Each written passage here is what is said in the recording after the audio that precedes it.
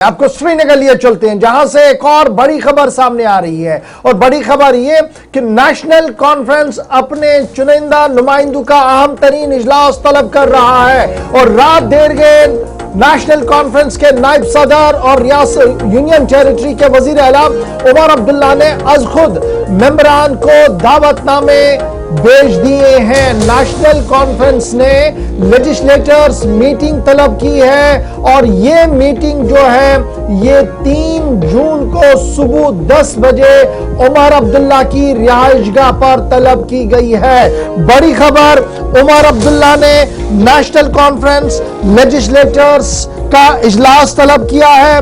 अहम तरीन और क्रूशल मीटिंग इसे माना जा रहा है। जून 3 तारीख सुबह 10 बजे तमाम मेंबरान जो नेशनल कॉन्फ्रेंस के एमएलएज हैं उन्हें तलब किया गया है। और यह कह दिया गया है कि जो पॉइंट ऑफ डिस्कशन है वो पॉलिटिकली काफी सिग्निफिकेंट है। अवामी मफादात के मामलात को ज़ेर बहस लाया जाएगा, पॉलिटिकल इश्यूज को डिस्कस किया जाएगा और इसमें हिकमत अमली को तरतीब दिया जाएगा। उमर अब्दुल्ला ने 3 जून को बहस नायब सदर नेशनल कॉन्फ्रेंस के मेंबरान को तलब किया है सुबह 10 बजे गुपकार रिहाइशगाह पर। याद रखिएगा, नॉर्थ कश्मीर के अंदर उमर अब्दुल्ला थे, टंगमर्ग के अंदर, गुलमर्ग के अंदर जब एक प्रोजेक्ट का इफ्तिताह हो रहा था उसी दिन उन्होंने कहा था कि थोड़ा सा इंतजार कीजिए, ईद के बाद बड़ी तूफानी खबरें आप तक आएंगी, बड़ी चीजें हलचल हो जाएंगी।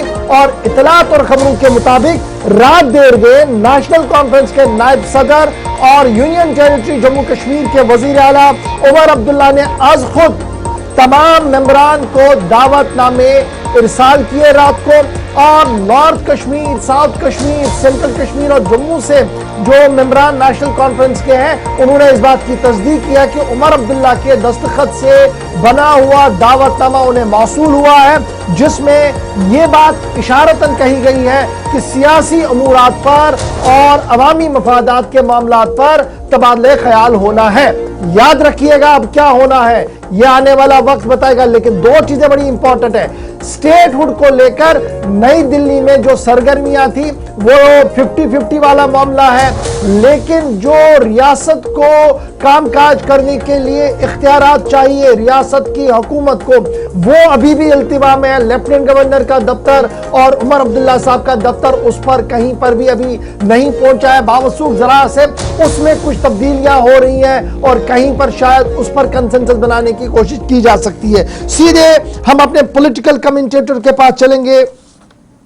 हमारे साथ सोहेल काजमी साहब मारूफ तजिया निगार ज्वाइन कर चुके हैं। सोहेल साहब बहुत शुक्रिया जी ज्वाइन करने के लिए। इतलात और खबर ये तस्दीक के साथ कि 3 तारीख को नेशनल कॉन्फ्रेंस ने अपने लेजिस्लेटर्स को तलब किया है, सुबह 10 बजे बुलाया गया है, गुपकार की रिहाइशगाह पर बुलाया गया। डिटेल ऑफ एजेंडा में जो कहा गया है, डेवलपमेंट जो जनाब बन रही है, political interest across the Jammu and Kashmir, इन तमाम मामलात पर तबादले ख्याल करना है। अब आपको याद होगा सोहेल साहब की टंगमर्ग में उमर अब्दुल्ला थे तो उन्होंने कहा था कि इंतजार कीजिए, ईद के बाद आपको बड़ी खबरें बताएंगे हम, और ये खामोशी जो है ये टूटेगी। तो क्या उसका आगाज 3 तारीख से होगा और क्या कुछ एक्सपेक्टेशन आपके जराया, आपका विजदान कह रहा है इस पूरी मीटिंग के बारे में? गुड मॉर्निंग इशफाक साहब, थैंक यू वेरी मच। देखिए सर, ये जो क्लाउड बर्स्ट वाला आप बता रहे हैं कि वो बोल रहे थे कि क्लाउड बर्स्ट करूंगा ईद के बाद, मुझे नहीं लगता है कोई मोटा कोई इशू होगा जिसको वो डिस्कस करेंगे।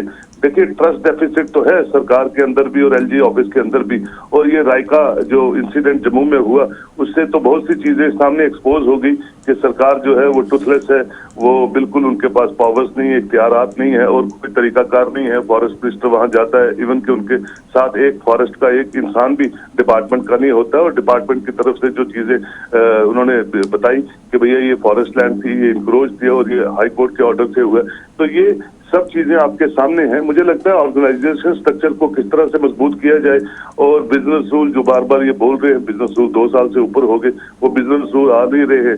देखिए जो गरजते हैं वो बरसते नहीं है और जो बरसते हैं वो गरजते नहीं है। जो करना होता है, जिसने अगर वो फील करते हैं कि हम सफोकेटेड हैं, हमें काम नहीं हो रहा है, तो फिर बड़े जबरदस्त तरीके से डिसीजन लिए जाते हैं।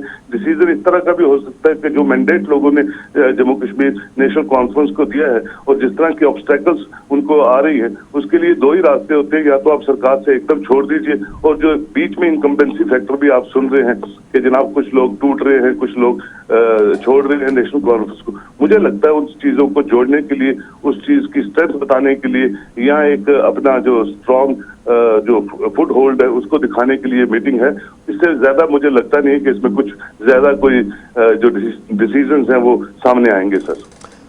बहुत शुक्रिया सुहेल काज़मी साहब तज्जिया करने के लिए कि थोड़ा सा इंतजार करना होगा, लेकिन सुहेल काज़मी साहब का मानना है कि अगर कुछ करना होता तो वो आनन फानन में फैसले लिए जाते हैं। अब इजलास करके क्या हालात का जायजा सिर्फ लिया जाएगा या हतमी फैसले लिए जाएंगे, उसके लिए 3 तारीख तक का इंतजार करना होगा।